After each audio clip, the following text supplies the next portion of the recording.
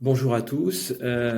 Suite à différentes questions, nous avons souhaité faire cette capsule sur le virus de la variole du singe et décliner très pratiquement, avant qu'une procédure plus exhaustive ne soit à disposition, quelle conduite à tenir en pratique au CHAG.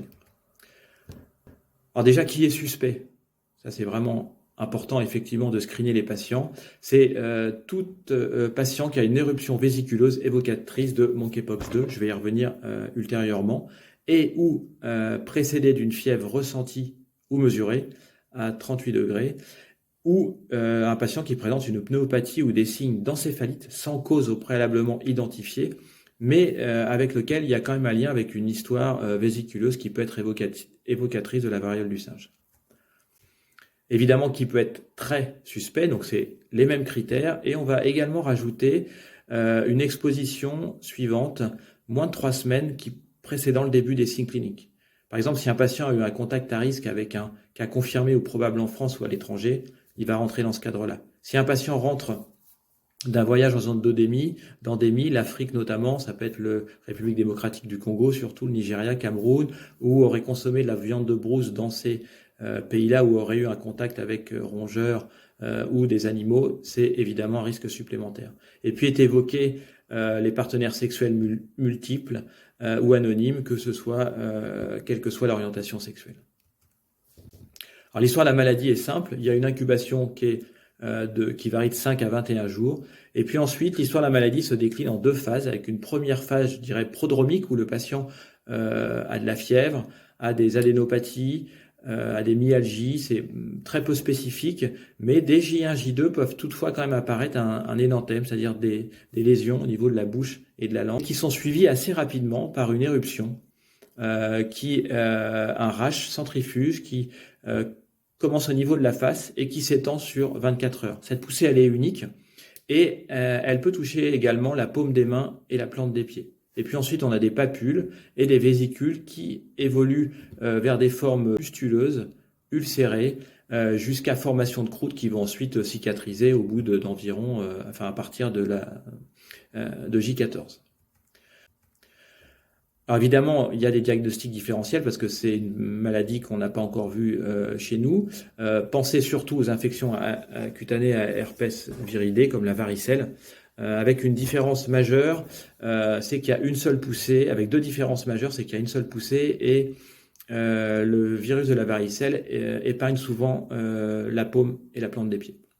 La rougeole, donc là, on peut regarder la vaccination. S'il y a une vaccination antérieure, on peut considérer que c'est protecteur et puis voir s'il y a un signe de complique.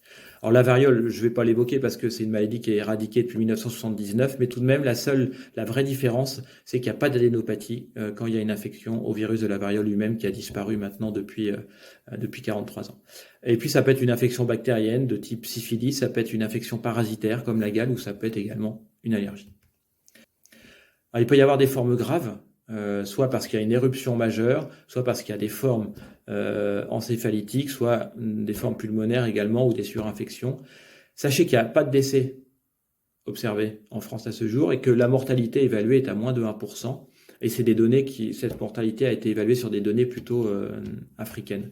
Il y a évidemment des terrains à risque et comme beaucoup de maladies infectieuses, l'immunodéprimé est à risque de faire des formes graves. La grossesse aussi, car il y a une transmission materno-fétale et périnatale possible avec des formes graves du nouveau-né. Et quand même, un petit warning pour les enfants, ils ont une propension plus importante de faire des formes graves. En tout cas, s'il y a une forme grave, il faut hospitaliser dans l'établissement de santé de référence et dans ce cas-là, vous serez guidé pour la conduite à tenir. Le traitement, il est avant tout symptomatique, paracétamol notamment. Il existe des traitements spécifiques avec des molécules qui peuvent être efficaces, notamment sur les formes graves, mais là, ça nécessite un avis spécialisé. On peut aussi utiliser, sur avis spécialisé, des immunoglobulines. Et puis la vaccination, on va utiliser un vaccin 3e génération, après avis spécialisé, des cas contacts, et ce, le plus précocement possible à partir de l'exposition. Donc en pratique, si j'ai une suspicion, je fais quoi? Donc à savoir, c'est que le patient est uniquement contagieux quand les symptômes débutent, donc dès la phase prodromique et jusqu'à guérison complète des lésions cutanées.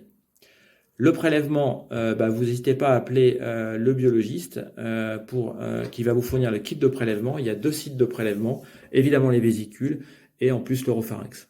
Tout ce qui est règles d'hygiène, je vais en parler dans la diapositive suivante.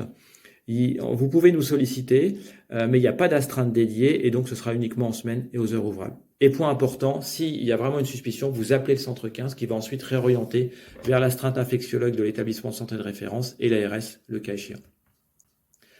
Alors, les règles d'hygiène, là j'ai repris une diapo du CEPIAS Pays de Loire.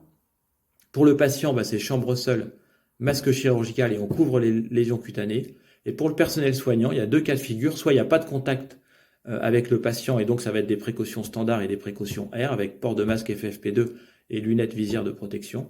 S'il y a un contact et un risque d'exposition au liquide biologique, ça va être tablier plastique jetable, si sur blouse non imperméable, sur blouse à usage unique, masque FFP2 pour le soignant, masque FFP2 pour le soignant, lunettes et visière de protection et gants à usage unique.